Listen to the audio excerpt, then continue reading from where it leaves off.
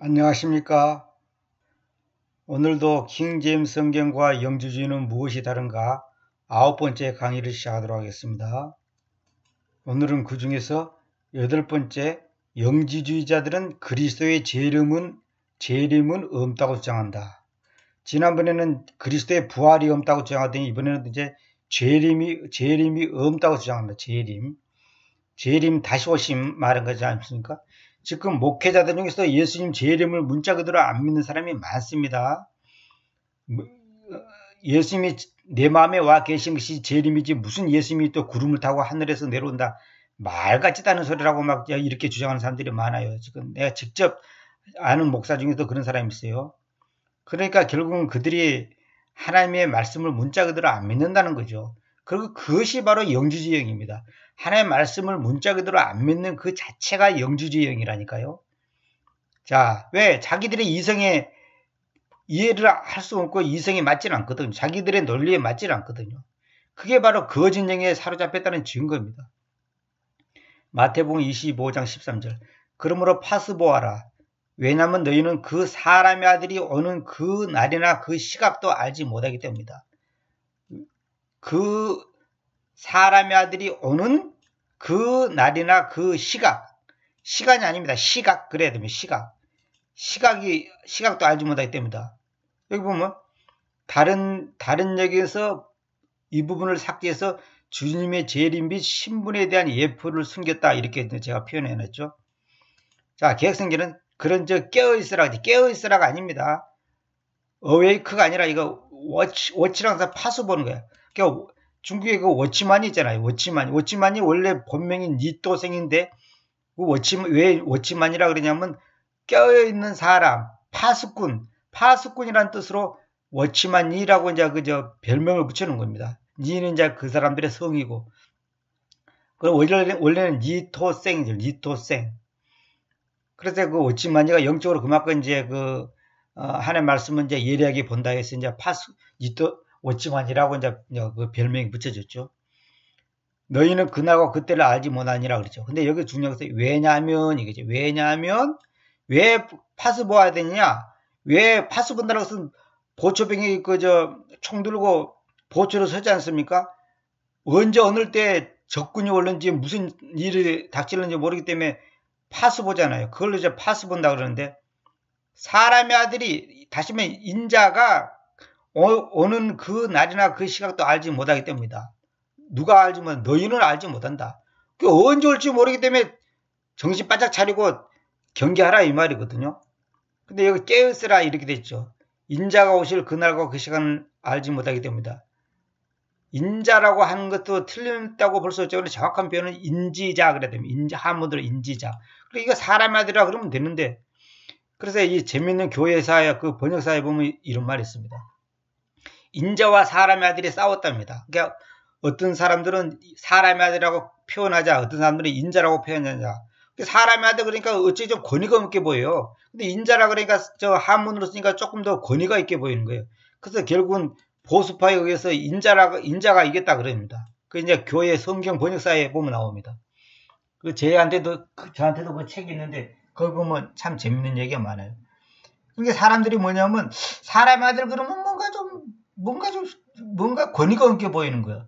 이게 바로 인간적인 생각이라니까요.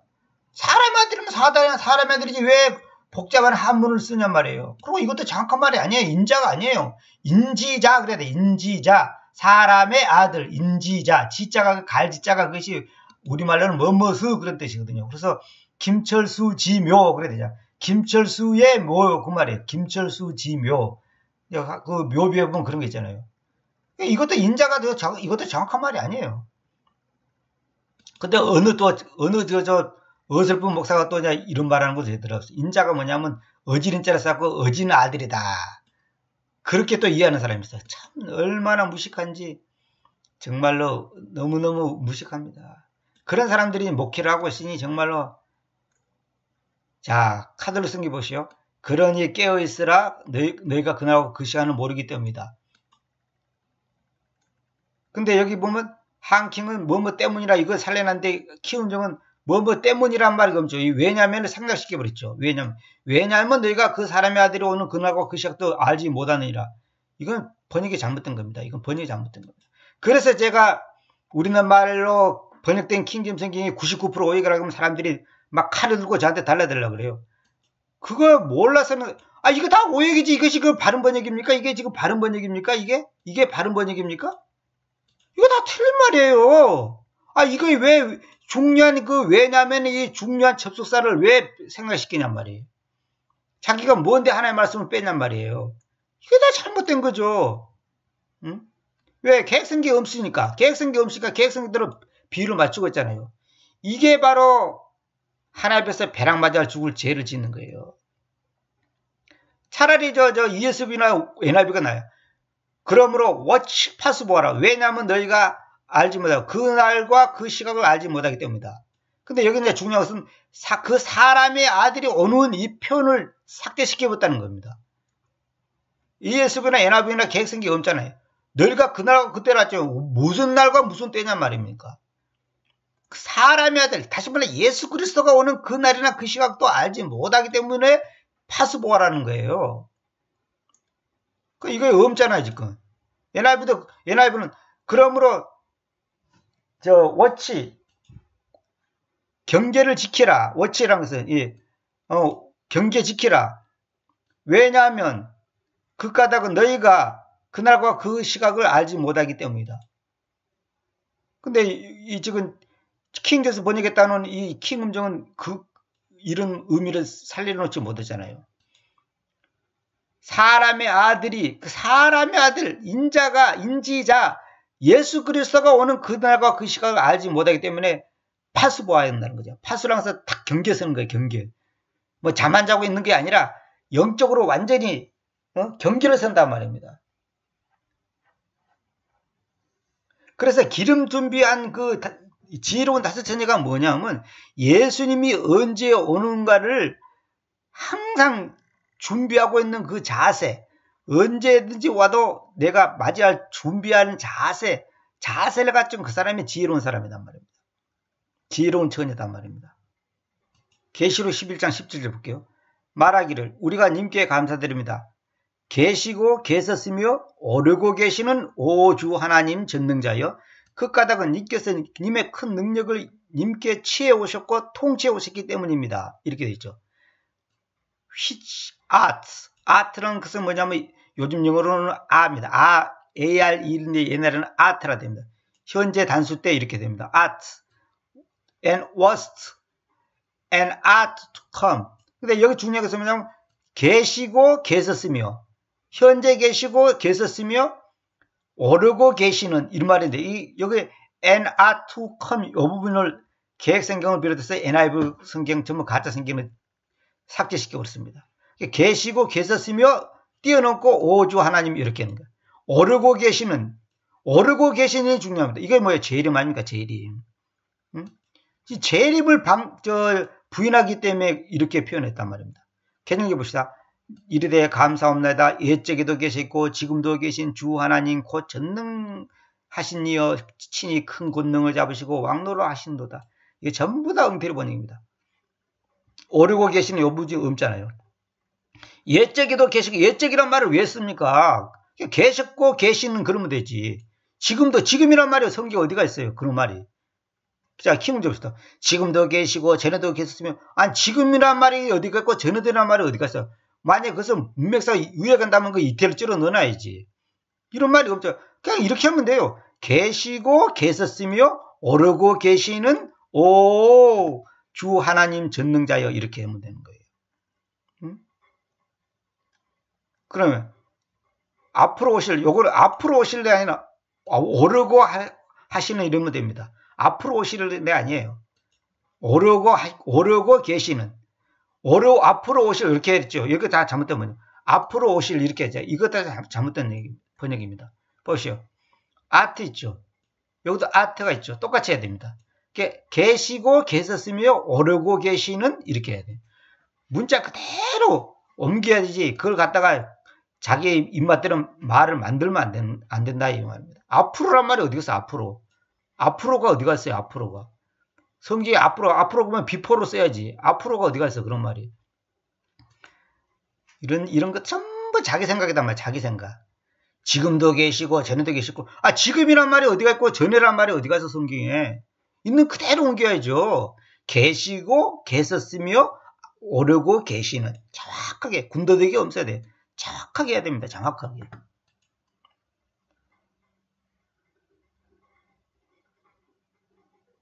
카드로 성경도 지금도 계시고 전에도 계시던 전능하신 주 하나님, 오르고 계시는 이 말이 없잖아요. ESV도 who is and who was, 계시고 계셨던 이 말까지는 있는데 to come이 없잖아요. 요 NIV도 who is and who was 이렇게만 있잖아요. 이건 뭐냐? 예수님의 재림을 부정하는 거예요. 재림. 예수님의 재림. 이게 그 사람의 아들이 오는, 다시 말하면 예수 그리스도가 오는 그날이나 그 시간도 알지 못하기 때문에 이렇게 합니다. 그러니까 요 부분이 빼부르면, 사람의 아들이 오는 요 부분이 빠져부르면 이 내용이 아무 의미가 없는 거예요.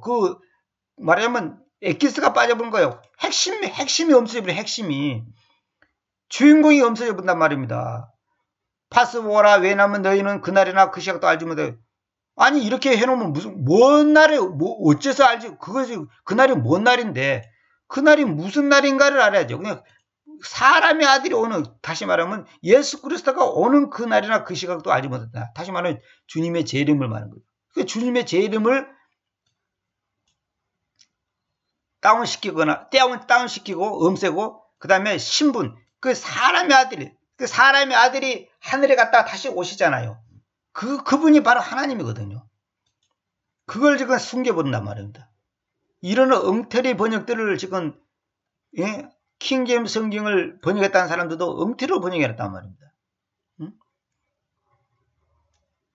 앞으로 오실, 이렇게 표현하면 안 돼요. 이렇게 표현하면 안 돼요. 말을 정확하게 들어줘요. which art and was, 여기로 which가 또 생략된 거예요. which was and which art come, 이런 말이에요. 근데 여기서 which가 하나로 되었고, art 계시고 계셨으며 오르고 계시는 오주 하나님 전능자예요. 이렇게. 이 예수님의 재림을 부정하는 내용이란 말입니다. 이 구절뿐만 아니라 이걸 밝히려면 이런 구절이 엄청나게 많죠. 너무 많은데 제가 이제 이게 몇 가지만 이렇게 소개해 드린 겁니다. 어제도 말씀드렸지만은, 지난번에도 말씀드렸지만은, 부활이 없다면 우리가 예수님 믿을 필요도 없습니다. 또 한 가지, 예수님이 재림하지 않다면 우리 또 예수님 믿을 필요가 없는 겁니다. 우리를 데리고 가시기 위해서 하늘에 맨션, 저택을 마련해 놓고 주님께서 오시는데, 재림이 없다면 우리는 아무 신앙생활에 할 이유가 없고, 우리처럼 불쌍하고 한심하고 안타깝고 헛짓하는 사람들이 없을 겁니다. 차라리 술 먹고 재밌게 이 세상에 즐기다가 죽는 게 훨씬 낫죠. 이게 재림을 부정한다든지 부활을 부정한다든지 하는 것은 전부 다 이단입니다. 전부 다 마귀짓입니다. 그는 완전히 사탄의 교리입니다. 지금 이 재림을 부정하는 사람들을, 그런 사람들하고 지금 신앙생활 사람들이 있어요. 거기서 그런 사람들이 또 존경받고 있다니까. 그 말도 안 되는 소리죠. 천당 지옥을 부정하는 사람이나 재림 부정하는 사람이나 부활 부정하는 사람이나 다를 바가 뭐겠어요. 다 똑같은 인간들이지. 그 사람들 절대 구원 없습니다. 뭐 착하고 뭐 어쩌고 뭐 남을 사랑하고 위하고 떠들어봤자 그거 다 소용없는 얘기예요. 다 소용없는 얘기입니다. 결국은 재림, 부활, 천당 지옥 이런 걸 부정한다는 것 자체가 뭐냐? 결국은 예수 그리스도가 하나님이 아니다고 하는 겁니다. 자기들은 말은 하나님이라고 하겠지. 그러나 그는 자기 생각이고, 그것은 다 핵심적으로 다 묶어져 있는 거기 때문에 하나를 부정하면 전체를 부정하는 거예요. 구슬을 깼는데 어느 한 부분이 끊어지면 어떻게 됐어요? 전체가 흘러 빠져나가는 거죠. 전체가 빠져나가는 거죠. 한 구절만 빠져도. 전기선이 100m 갔는데 어느 부분이든 1mm만 끊어져도 그 전기는 통할 수가 없는 거예요. 핵심이 전기선이 꼬인다든지 이런 거는 차라리 돼. 근데 그 끊어져 버리면 끝나는 거예요. 끊어져 버리면 끝난다니까요. 그러니까 이런 중요한 교리를 부정하는 이 거짓 성경들, 물론 재림을 인정하는 구절들도 또 있죠. 개혁성경이나. 근데 왜 이 부분을 뺐냐 이거죠. 그러니까 마귀는 군데군데 딱 전체를 빼보면 눈치채니까 군데군데 살짝 빼는 거예요. 그래서 사람들 하여금 그걸 갖다가 못 믿게 하거나 거기에 대한 신앙을 갖지 못하게 하는 겁니다. 그것이 마귀 전략 아닙니까? 사탄의 속임수. 여기에 전부 사람들이 넘어간단 말이에요. 신학이라는 이름으로 뭐 유명한 목사, 유명한 박사, 뭐 무슨 유명한 교단 어쩌고 저쩌고 다 소용없는 얘기입니다. 오늘은 제가 이 부분을 한번 여러분한테 읽어드리겠습니다. 제 사이트도 다 있고 이미 다 강의했던 내용입니다만은 여러분들의 성경이 얼마나 중요하고 번역이 얼마나 중요하다는 것을 인식시키기 위해서 제가 이제 시간이 많이 나왔기 때문에 이 부분을 한번 읽어드리겠습니다. 성경의 형성사 및 번역사 요약. 이건 제가 이제 오랫동안 이제 번역하면서 준비했던 내용들을 이제 요약해서 이제 사이트도 있고 지금 제가 다른 강의에서 다 소개해드렸던 겁니다만 다시 한번 읽어드리겠습니다. 성경의 중심 내용은 예수 그리스도다. 이게 제일 중요한 거죠. 성경의 중심 내용은 예수 그리스도죠. 예수 그리스도 없는 성경, 기독교, 신앙생활 아무 의미가 없는 겁니다. 그러니까 마귀는 예수 그리스도를 왜곡, 변개, 약화, 그리고 그분이 하나님 되심, 그분이 구속자, 대속자, 그분이 전능하신 하나님이라는 것을 부정하거나 약화시키기 위해서 만든 겁니다. 그래서 가짜 성경이에요. 그래서 성경에 보면 예수라는 단어를 없애버리는 구절이 굉장히 많습니다. 엄청나게 많습니다. 수십, 100구절도 넘을 겁니다. 아마. 굉장히 많습니다. 자, 성경 중심의 내용은 예수 그리스도다. 성경은 인간을 죄에서 구원하실 주님이신 예수 그리스도의 대속사적 과정들인 예언, 성취, 죽음, 부활, 승천, 재림, 심판 등을 기록하였다. 그렇죠. 성경은 히브리 말로 코데스인데 구별되어 세상으로부터 하나님께로의 전환을 의미한다. 코데스란 말이 구별되어 세상으로부터 하나님께로의 전환, 성 거룩하다는 이 말이 그런 뜻이다 이 말입니다. 그런 의미라는 거죠. 경이란 것은 헬라 말로 캐논인데 고든 자란 뜻이다. 그래서 캐논이라는 말이죠. 캐논. 일제 그 카메라도 그 캐논 카메라가 있잖아요. 똑바로 정확하게 찍는다는 말이겠지. 그러니까 캐논, 고든 자란 뜻이에요. 캐논. 그러니까 이 캐논, 이 잣대가 잘못되면 끝나는 겁니다. 잣대가 잘못되면 집도 제대로 지을 수가 없죠. 물건도 제대로 만들 수 없죠. 이 바이블을, 이 성경이라는 말은 히라보의 비블리아에서 말에서 나온 말인데 이것은 작은 책들이라는 뜻이다. 성경은 단권으로 된 책이 아니라 66권의 작은 책들을 하나로 묶어 놓은 것이다. 성경은 BC 1500년부터 AD 100년 사이에 기록된 것으로 약 1600년이라는 긴 세월을 두고 40여 명의 기록자가 히브리어, 아람어, 헬라어로 기록한 책이다.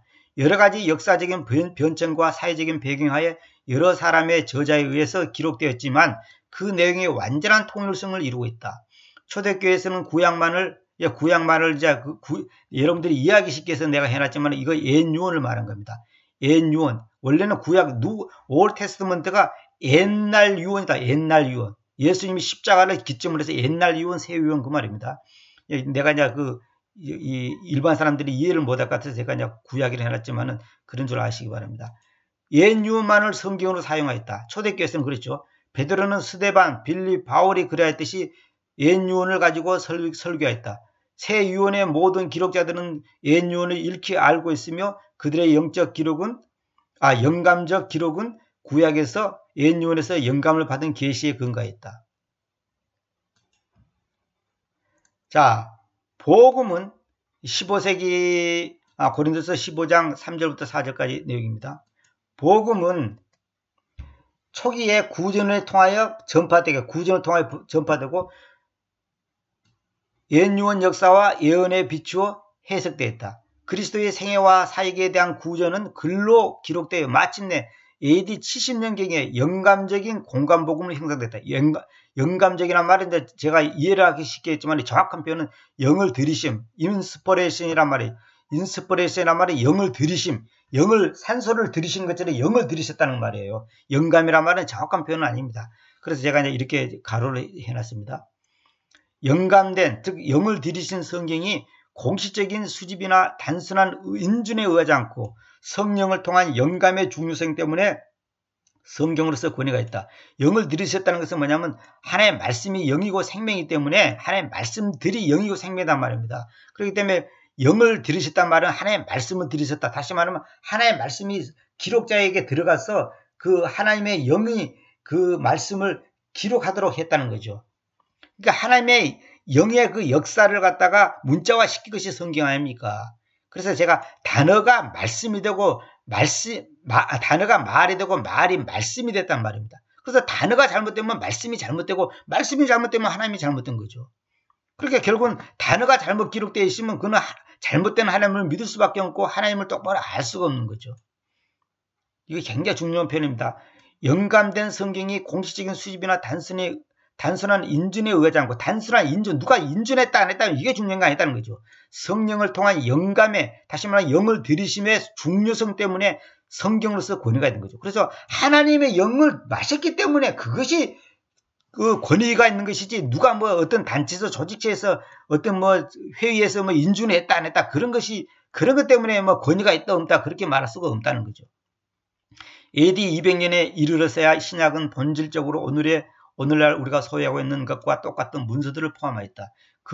이것들은 참된 신자들에 의해서 오늘날과 같은 권위와 확실성을 지니게 되었다. 동방에서는 요한계시록을 인정치 아니하였으며 서방에서는 히브리서를 부정하였다. 실제적으로 3세기 말에 가서야 모든 외경서들이 히에로니무스와 아우구스티누스의 영향 그리고 이집트 아타나스의 성경이 설정한 명확한 구분을 가지고 실제로 어떤 문서가 성경의 지위를 갖는가에 대한 논쟁을 거치게 되었다.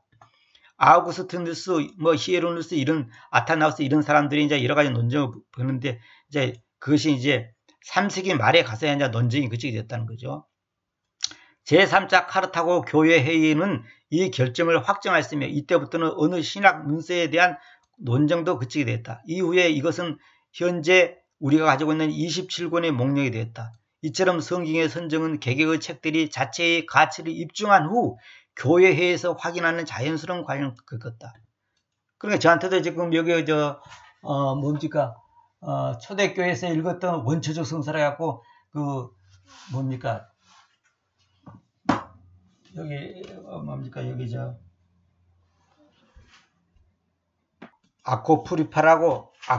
아코프리파라고 이제 정식 66권의 성경에 기록되지 않은 제2의 성서라 갖고 이제 여러 가지 문서에 이제 기록된 것을 이제 만든 책들이 있어요. 이것이 원래는 수백 권인데 이제 그 중에 이제 남아있는 거, 그 다음에 뭐 이것저것 추려가지고 이제 그 중에 괜찮다는 것을 이제 어느 출판사에서 이제 헨리나 출판사에서 낸 그 책이 있는데 제가 이제 이걸 참고로 보려고 이제 했습니다. 이거는 이제 성경은 아니고 이제 성경의 내용이 이제 비슷하게 기록된 겁니다. 근데 이런 것들을 왜 빼고 이제 현재 우리가 갖고 있는 66권만 선정되어 있나? 이것이 바로 하나님의 역사죠. 하나님께서 성경에서 그렇게 이제 역사하신 거죠.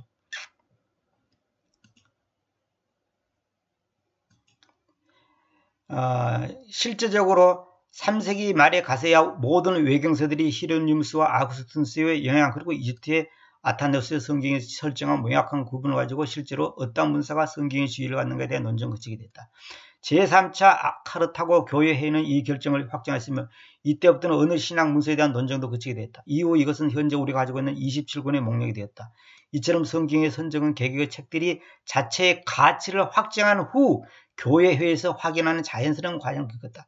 자체의 가치를 확정한 후 다시 말하면 성경을 입증시켜야 되고 성경이 이것이 맞는 교리인지 맞는 표현인지 맞는 단어인지 맞는 번역인지 그걸 성경 자체가 입증해야 된다는 거죠. 오늘 우리도 마찬가지예요. 영어 성경을 우리말로 옮겼을 때 그 번역이 성경적으로 옳은 것인지 성경 자체에서 검증이 돼야지 무슨 영어 사전 무슨 뭐 누구 박사 말 그런 거 중요한 거 아니단 말입니다. 동방에서는 오랫동안 논쟁이 계속됐다. 그러나 서방과 알렉산드리아 아타나시우스의 경우 갑바도가 교부들의 영향은 모든 반론을 일축시켜버렸다. 페시타, 시리아 성경을 페시타라고 합니다. 페시타의 요한 2, 3서, 베드로후서, 유다서, 요한계시록을 첨가함으로써 성경에 대한 문제는 동방 역시 해결됐다. 그리하여 신학 성경은 모든 실질적인 목적에 맞추어 서방에서는 400년에 동방에서는 500년에 이르러 그 결정을 보았다. 지금 기독교에서는 구약 39권 신약 27권을 성경으로 채택하고 있고 로마 카톨릭교에서는 이 66권 외에 로마 카톨릭 사실상 2교도입니다. 카톨릭은 로마 카톨릭에서는 트렌테웨이 주 1546년에 토베트, 유디, 에스텔, 지페스, 바룩, 다니엘 이 세 아이의 노래 수산나, 별과 뱀, 다니엘서에 이런 내용이 있습니다. 마카베오, 상하 등을 성경으로 받아들이고 결정하였다. 그러니까 저 카톨릭에서는 7권이 더 있는 거죠. 그러나 참된 신자들은 이러한 외경들, 가경들에 대하여 내용상 건실하지 못하거나 저작 연대가 불확실하여 하나님의 계시를 받은 말씀으로 보기는 부족하며 예수님을 증언하기에도 미흡하며 그리스도와 사도들의 인정을 받은 역사적 증거가 없으며 그 자체의 영감이 없음 등을 이유로 성경을 받아들이지 않았다. 잘 보세요. 내용상 건실하지 못하거나 저작 연대가 불확실하여 하나님의 계시를 받은 말씀으로 보기는 부족하며 예수님을 증언하기에도 미흡하며 그리스도와 사도들의 인정을 받은 역사적 증거가 없으며 그 자체의 영감이 없음 등을 이유로 성경으로 받아들이지 않았다. 이 중요한 겁니다. 그렇다면 왜 개신교에서는 외경을 성경으로 사용하고 있지 않는지, 그리고 성경의 기준은 무엇인가 하는 점입니다. 성경의 채택 원리를 보면 구약, 옛 유언은 하나님의 영감이 있거나 그리스도와 사도들이 하나님의 성문 말씀으로 인정한 책들만을 성경으로 인정하고 있으며 신약, 즉 새 유언은 사도성과 통일성과 보편성과 영감성이 있어야 한다. 잘 보세요. 사도성, 통일성, 보편성, 영감성. 그러니까 성경이 전체가 균형이 돼야 한다는 거죠. 서로가 균형을 이루어져야 되고 서로가 서로를 보완시키고 그런 어떤 그것이 있어야 되는데 그런 것이 없이 그런 어떤 그 통일성이 없으면 안 된다는 거죠. 즉 사도들이 사용하는 흔적이 있거나 내용이 번잡하지 않고 통일되어 있으며 윤리적으로 윤리도덕적으로 보편성이 있고 그러니까 사도들이 사용하는 흔적이 있거나 내용이 번잡하지 않아야 되고 통일되어 있으며 윤리도덕적으로 보편성이 있어야 되고 하나님의 영감을 주셨다는 확신 있는 내용을 가진 것이어야 한다. 그 말이죠. 하나님이 계시한 흔적도 없고 인간을 구원하기 위한 목적도 없으며 언제 누가 썼는지도 모르는 것을 어떻게 성경으로 취급할 수 있겠는가. 둘째 표준은 그 주제나 그 주제의 취급과 영적인 특징이 성경으로서 합당한가. 셋째 표준은 로마 교회가 아닌 진정 거듭난 회중들에 의해 전반적으로 그 문서를 받아들이고 있는가. 넷째 표준은 그 문서가 하나님의 영을 들이심, 디모데후서 3장 16절, 하나님의 영을 들이심이라는 명백한 증거를 가지고 있는가. 그리고 성령께서 이것은 진실하다고 하나님의 사람들에게 확신을 주었는가. 이런 것이 분명해야 한다는 거죠. 개개의 문서가 지닌 영감적인 가치나 내적인 권위가 그 결정 요소였다. 이러한 사실은 성경 가운데 우리에게 전해 내려오는 문서의 순수함이나 확실성에서 뚜렷하게 증명되고 있다. 개개의 문서가 지닌 영감적인 가치나 내적인 권위가 그 결정 요소였다. 이게 중요한 말입니다. 이러한 원리에 따라 새 옛유언, 즉 구약은 39권으로 되어 있고 율법서, 선지서, 성문서로 세 구분이 되어 있고 주전 5세기경에 에스라와 대공회 회원들에 의해 최종적으로 구약 성경으로 완성되었으며 신약 새 유언은 주후 397년 카르타고 회에서 현재 사용하고 있는 27권만이 성경으로 인정받게 되었던 것이다. 하나님의 절대적 주권적 섭리가 없었다면 성경은 올바르게 제정될 수 없었을 것이다. 이게 중요한 말입니다. 하나님의 절대 주권적 섭리가 없었더라면 성경은 올바르게 제정될 수 없었을 것이다. 그렇죠. 주님을 찬양하라. 그리고 사본을 선택할 때는 사본 중 분명하고 확실한 것만 택하여 성경을 삼으며 긴 것과 짧은 것들이 있을 때는 짧고 공통점이 많은 사본들을 택하였다. 가장 오래된 마소라 히브리어 필사본 그 연대를 9세기 말 이전으로 추정한다. 이것은 예언서가 기록된 카이로 사본 895년, 구약 전문이 기록된 알레포 사본, 레닌그라드 사본 등으로서 1108년이나 완성됐죠. 후자는 키텔의 본문으로 사용됐다. 이 캐텔의 본문이 이것이 좀 엉터리입니다. 레닌그라드 사본 이런 거 좀 엉터리인 겁니다. 자, AD 500년 이전의 히브리 사본에는 장모음을 표시하는 일부 자음을 제외하고는 모음 체계가 없었다. AD 600년에서 950년에 이르러 마소라라고 일컬어지는 유대인 학자들이 막소라는 유대인 학자들을 마소라라고 합니다. 본문을 보다 정확하게 발음하기 위해서 완전한 모음 체계와 액센트를 보완해냈다. 그것은 또한 케일이라고 명명되는 나네와 캐티브라고 명명되는 본문과 상이한 것을 수록하여 본문을 표준화시키기도 했다. 원래 히브리어는 모음이 없습니다. 자음만 있습니다. 근데 이것이 R을 읽은지 어를 읽은지 오를 읽은지 우를 읽은지 알 수 없어서 그 당시 사람들은 그걸 알고 있고 다 또 이제 그 여러 가지 구전으로 배웠기 때문에 알지만 후대 사람들이 이걸 R을 읽을 것을 어를 읽으면 완전히 말이 다르기 때문에 마소학자들이 이걸 이제 모음 체계를 만들었죠. 근데 또 이제 학자들 따라서 그것도 약간 다 응애 차이가 있습니다만 이제 대부분 99.9%는 다 일치를 하고 있죠. 저도 히브리를 배워보니까 그걸 이제 그 모음이 굉장히 중요합니다. 모음의 음수는 그래서 히브리어에서는 이스라엘에서는 헌법책하고 그 다음에 그 뭡니까 성경하고 그 다음에 1학년, 2학년 그 히브리어를 완벽하게 알지 못하는 이제 아이들한테만 모음을 쓰고 그 외에는 이제 모음을 쓰지 않습니다. 자음만 갖고도 다 읽습니다. 습관이 되면 다 읽을 수가 있어요. 저도 해보니까 다 되더라고요. 인쇄된 히브리 성경의 첫 부분은 시편이었다. 이것은 1477년의 일이었으며 1488년에는 모음보어와 액센트가 첨가된 히브리 구약 성경 전체가 첫 출판을 보게 됐다. 성경의 사본들은 신약 교회들이 사용하고 보존하였던 시리아의 안디옥 계열의 성경과 로마 카톨릭이 사용하였던 아프리카의 알렉산드리아 계열의 두 갈래로 분류할 수 있다. 이게 중요한 겁니다. 안디옥 계열의 성경과 알렉산드리아 계열. 지금 계획 성경이나 이런 거는 알렉산드리아 계열이고 지금 킹제임스라든지 이런 바른 성경은 안디옥 계열입니다. 안디옥 교회 그 나오잖아요. 성경에 보면 나오잖아요. 그 안디옥, 시리아의 안디옥 계열과 아프리카의 알렉산드리아 계열. 이 두 가지 계열. 그래서 이 두 뿌리라고 합니다. 그 뿌리가 성경의 두 가지예요. 핵심이. 안디옥 계열이냐, 알렉산드리아 계열이냐. 알렉산드리아 계열이 이제 바로 영지주의자들의 성경이고, 카톨릭의 성경이고, 이제 가짜 성경이죠.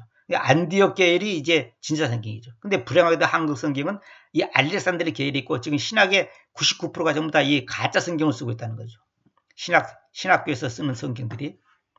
헬라 성경은 다수 본문이라고 부르고 있는데, 메조리티 텍스트라고 부르는데, 99% 이상의 현존하는 필사본으로 기독교의 핵심 교리를 모두 지지하며 초대교로부터 바르게 이어졌다는 의미로 전통 본문이라고도 하며 트랜디셔널 텍스트라고 하죠.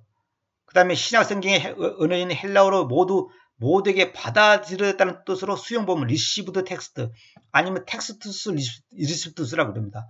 텍스투스 리시브드스라고도 하고 리시브드 텍스트라고 합니다. 그래서 이제 이걸 공인 본문이라고 합니다. 수용 본문, 공인 본문이 그렇게 말하죠. 이게 TR이라는 건데 이게 이제 지금 킹제임스 성경을 번역한 그 사본을 말한 거죠. 이 본문은 그리스의 많은 교회들이 비잔틴 제국 시대에 사용된 본문이라고 해서 로마 교회의 서방 본문과 대비하여 비잔틴 본문이라고도 한다. 비잔틴 본문이라도 동방 본문이라고도 합니다. 하고 개혁 본문이라고도 또 한다. 이런 여러 가지 표현을 쓴다 이런 거죠. 수용 본문의 편집자인 에라스무스, 에라스무스가 대단한 사람입니다. 이 사람이 이제 그 TR을 갖다가 편집한 최고의 이제 학자죠.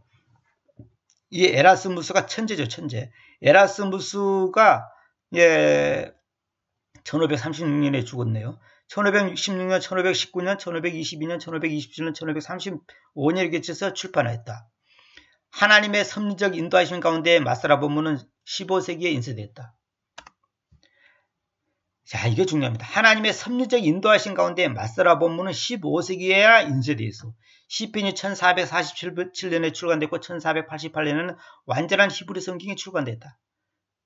결국 이 히브리 본문은 루터의 독일어 구약 성경의 기초가 됐으며 흔히들 에라스무스가 품은 알을 루터가 보아했다고 말합니다. 그러니까 에라스무스가 완성시킨 그 헬라어 본문을 루터가 이제 독일어로 번역했는데 그 독일어로 번역한 것 때문에 오늘의 독일어가 세계적인 언어가 된 거예요.